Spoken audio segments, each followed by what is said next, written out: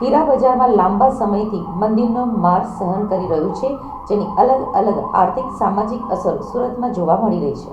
આ મંદીની અસર હવે વરાછા અને કતારગામ વિસ્તારમાં આવેલા ભંગારના ગોડાઉનમાં દેખાઈ આવી છે. હીરા બજાર લાંબા સમયથી મંદીનો માર સહન કરી રહ્યું છે, જેની અલગ અલગ આર્થિક સામાજિક અસરો સુરતમાં જોવા મળી રહી છે. હીરાના નાના યુનિટો પણ બંધ થઈ રહ્યા છે અને કારખાનેદારો તેમની ઘંટીઓ સ્ક્રેપમાં વેચી રહ્યા છે. સ્થિતિ એ છે કે હીરાની ઘંટીઓથી સ્ક્રેપના ગોડાઉનો ઉભરાઈ ગયા છે.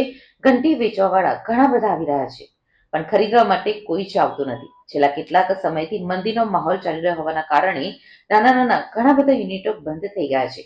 તો ઘણા બધા કારીગરોએ હીરાનો ધંધો છોડીને અન્ય જગ્યાએ રોજગારી માટેની તલાશ આદરી લીધી છે. કોઈએ નાના મોટા વ્યવસાય સ્વીકારીને પરિવારનું ગુજરાન ચાલી શકે તેવી વ્યવસ્થા કરવા લાગ્યા છે. વરાછા વિસ્તારમાં મહાદેવનગર, સવાણી એસ્ટેટ અને ભવાની સર્કલ નજીક ઘણા બધા સ્ક્રેપના ગોડાઉનો આવેલા છે. મારું નામ મનોજભાઈ જોશી છે. મનોજભાઈ, કઈ રીતનો તમારો બિઝનેસ છે? અમારા સ્ક્રેપનો બિઝનેસ છે, ડાયમંડ સ્ક્રેપનો. એની ઘંટીઓ એ બધું લેતા હોઈએ છીએ અમે, કારખાનાનો સામાન. તો હાલ અત્યારે તમારા ત્યાં બહુ બધી ઘંટીઓ જોવા મળી રહી છે, શું છે એનું કારણ?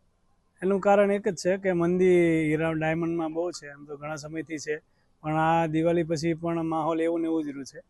હર વખતે આવું હોતું નથી.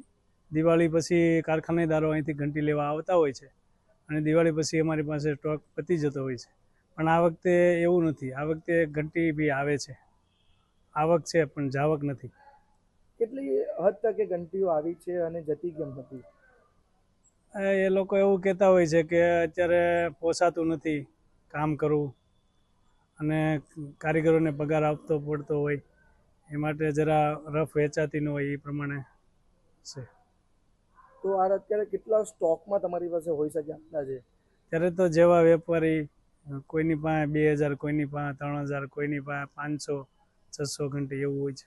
આમ એક ઘંટીનો પ્રાઇસ શું હોય છે? આમ નવી ઘંટીનો પ્રાઇસ હોય છે 15 થી 17. જૂની ઘંટીનો હોય છે 5-6 હજાર, 5-6 હજાર.